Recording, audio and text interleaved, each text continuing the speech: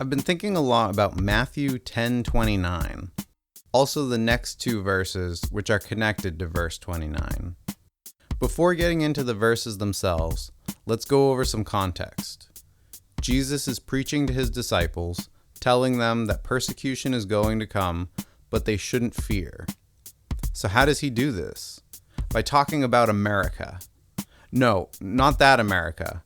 I mean ancient Middle Eastern regulations for investments concerning avians. Basically, he starts talking about the cost of sparrows. You know sparrows. They are little birds that live virtually everywhere. They were also of little value to people. How little? Let's go to Matthew 10:29. Are not 2 sparrows sold for a penny? And not one of them will fall to the ground apart from your Father. Let's do some ancient economics. The coin that gets translated as a penny in the ESV is a Greek assarion. That's 2 sparrows for 1 assarion. A Greek assarion is equal to 1/10 of a Greek drachma.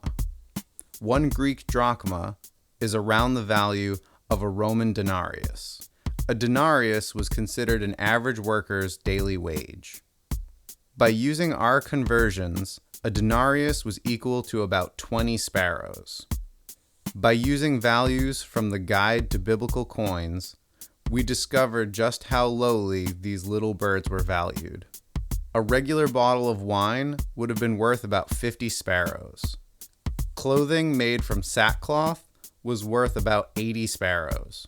A ram would be equal to about 160 sparrows. And if you were in the market for an ox, it would set you back a staggering 2,000 sparrows. All this is to say that these birds were viewed as cheap by humans. But what does Jesus say about them? Not one of them will fall to the ground apart from your Father. What is of little value to us is watched and ruled over by our Father in heaven. To further this concept, Jesus starts talking about Chile. No, not that Chile. I mean counting hairs individually. Literally every. Let's go to verse 30. But even the hairs of your head are all numbered. Do you know how many hairs you have? Even those of us with a drastically smaller number can't count them all. But God can and does. If an individual hair fell out of your head, you wouldn't even know. It's of less value than a sparrow. It's insignificant to us. But God knows and accounts for all of them.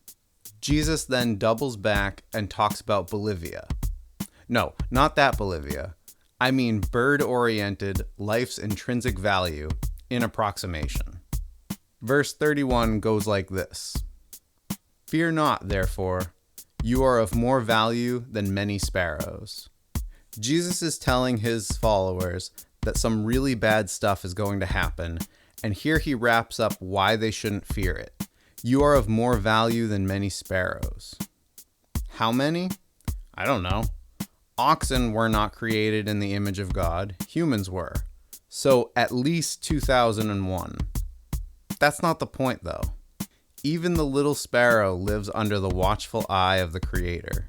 You are of so much more value that even the hairs of your head are under that same providence. If the everlasting God rules over and cares for you, then you have nothing to fear.